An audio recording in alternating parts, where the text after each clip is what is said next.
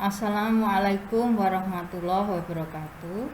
Untuk materi prakarya kelas 10 hari Rabu tanggal 25 November 2020 mengenai pengolahan makanan awetan dari bahan nabati. Teknik pengawetan sayuran. 1. Pengawetan dengan pengeringan.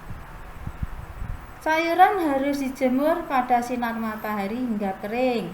Sayuran yang dapat diawetkan dengan cara ini misalnya cabai dan kacang. Pengawetan dengan metode asinan. Pengawetan menggunakan larutan garam dapur disebut asinan. Sayuran yang dapat diawetkan dengan cara ini misalnya kubis dan sawi. 3. Pengawetan dengan asam. Pengawetan menggunakan asam cuka disebut dengan acar. Sedangkan yang keempat, pengawetan dengan pengolahan, yaitu sayuran yang dapat diawetkan dengan cara ini misalnya untuk membuat kecap dan tauco.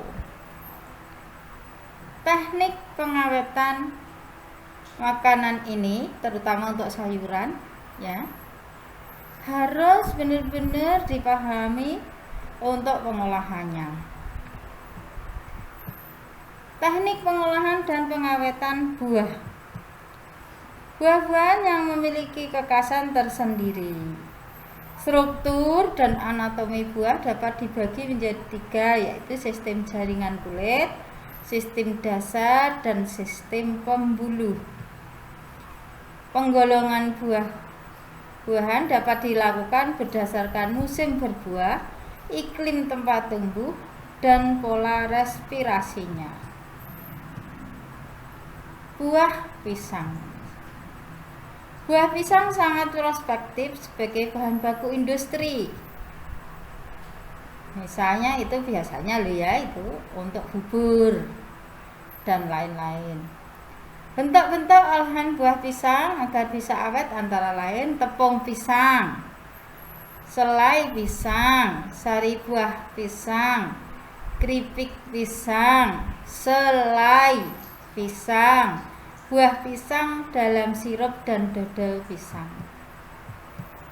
Proses pengawetan bahan makanan. Pengawetan dengan suhu rendah, salah satu proses usaha untuk mengawetkannya adalah dengan menyimpan bahan makanan di dalam lemari pendingin, yaitu kulkas atau freezer. Lemari pendingin memiliki suhu yang rendah. Cara pengawetan pangan dengan suhu rendah ada 2 macam, yaitu pendinginan dan pembekuan. Pengawetan dengan suhu tinggi. Pengawetan dengan suhu panas sebenarnya sudah lama digunakan sejak manusia dikenalkan dengan istilah memasak. Saat memasak, misalnya merebus atau menggoreng, suatu bahan makanan sebenarnya sedang melakukan proses pengawetan dengan suhu panas. Pemanasan yang baik adalah secukupnya agar nilai gizi yang hilang tidak terlalu banyak.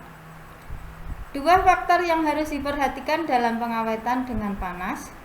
1. Jumlah panas yang diberikan harus cukup untuk mematikan mikroba pembusuk dan mikroba patogen. 2. Jumlah panas yang digunakan tidak boleh menyebabkan penurunan gizi dan ciri rasa makanan. Proses pemanasan. 1. Sterilisasi. Istilah sterilisasi berarti membebaskan bahan dari semua mikroba, karena beberapa spora bakteri relatif lebih tahan terhadap panas. 2. Pasteurisasi.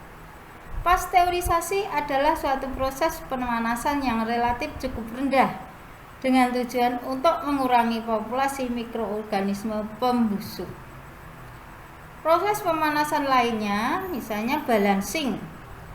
Balancing adalah pemanasan pendahuluan yang biasanya dilakukan terhadap buah-buahan dan sayur-sayuran untuk mengaktifkan enzim-enzim di dalam bahan pangan tersebut.